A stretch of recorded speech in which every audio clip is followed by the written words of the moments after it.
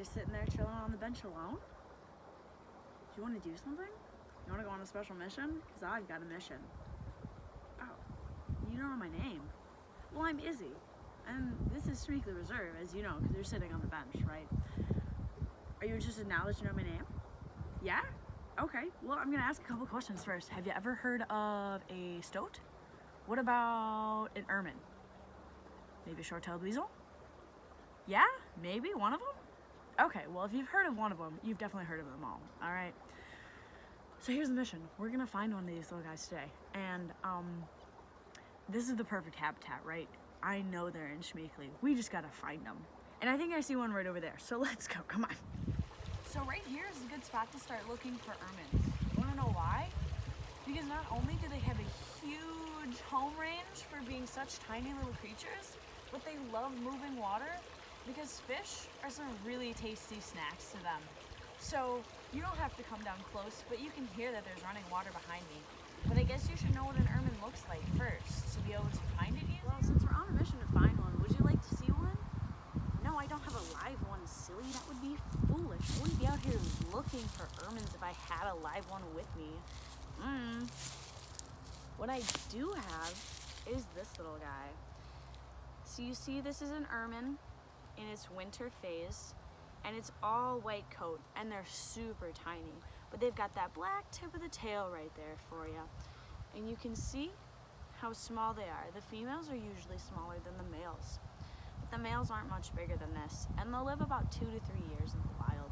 In captivity, they could live up to 5, and they kind of resemble a weasel, but they're much smaller.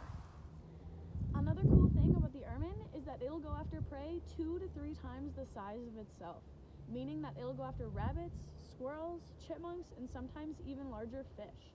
Because it's such a tenacious little creature, they don't have many predators, and the predators that they do have often get confused by the black tip of the tail because they'll think it's the head, and they'll go after that, missing the whole body of the ermine, making it so that it escapes. Come on, let's go look at something else. Check this out. This is a perfect area to find ermine because you've got a place where the tall grass meets the short grass, and it also runs along a wooded line. Ermines love this area, and they'll even be close to houses like I've got behind me because they'll know that mice and chipmunks and squirrels are there, which are some of their favorite foods. They'll run these lines because they can dart in and out of safety, and they'll be able to hide with the tall grass and their summer coats, which are going to be a more golden brown and a white underneath, which will be shown here. And then in this winter, when everything is snowed over and there's not many tall grasses to hide in, they'll change to their white coat.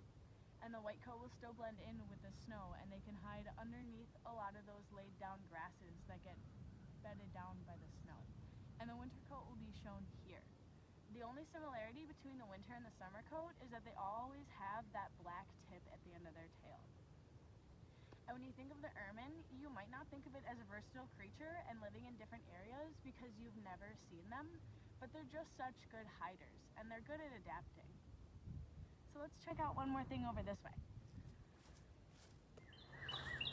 Well, it looks like we might not find one today, but that's okay because they have huge home ranges. I do want to leave you with a couple of thoughts. One thing is that they have the adaptation in them to change from white to brown so that they can blend into their surroundings and avoid predation.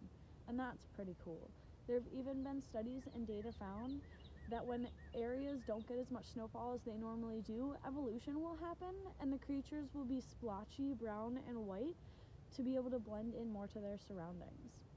When you're looking for the ermines out in nature, remember to look along those lines between tall grass and woods as well as running water. Remember that they've got huge personalities, but they are quite shy to humans, even though they'll be in our presence and we won't even know it because they're so small. At this time of year, they're going to be going from this white to brown. So they might be a little difficult to find in the patches of snow and the grass growing up. But I hope you're able to find one. Happy searching!